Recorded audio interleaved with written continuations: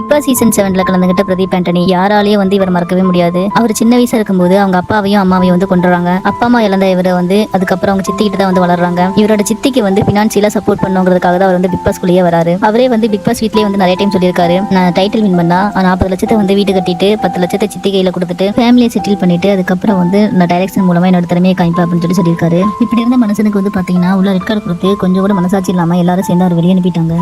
அதுவும் பெண்களுக்கு பாதுகாப்பு இல்லைன்னு சொல்லி ரெட் கார்டு கொடுத்து எல்லாருமே சேர்ந்து வெளியே அனுப்பிட்டாங்க. அதுக்கு பெண்கள் சொன்ன காரணம் என்னன்னா, அது மட்டும் இல்லாம பெண்களை ரொம்ப தரக்குறைவா பேசுறது மட்டும் இல்லாம நைட்டு தூங்குறப்போ நடுசாமத்துல எந்திரிச்சு உட்காந்து குறுகுறுன்னு பார்த்துட்டு இருக்காரு. எங்களால நிம்மதியா தூங்க கூட முடியல அப்படின்னு சொல்றாங்க. இந்த காரணத்தை எல்லாம் கமல் எல்லாமே கேட்டுட்டு அப்படியே பிரதீப் என்ன சொல்ல வரான்னு கூட கேட்காம அவர் அப்படியே வெளியே அனுப்பியிருப்பாங்க. கமல் இந்த பிக் பாஸ் ஷோல எப்பயும் சொல்றது என்னன்னா, முடிவு நீங்க எடுக்கிறது கிடையாது, நாங்க எடுக்கிறது கிடையாது, மக்கள் எடுக்கிற முடிவு அப்படின்னு சொல்லுவாரு. ஆனா இதெல்லாம் பிரதீப்புக்கு ரெட் கார்டு கொடுக்குறப்ப மறந்துட்டார் போல. இந்த வீடியோ உங்களுக்கு பிடிச்சிருந்துச்சுன்னா மறக்காம லைக் பண்ணுங்க, சப்ஸ்கிரைப் பண்ணுங்க. இதை பத்தி கமெண்ட்ஸ் உங்களுக்கு ஏதாவது இருந்துச்சுன்னா மறக்காம கமெண்ட் பண்ணுங்க. தேங்க்யூ.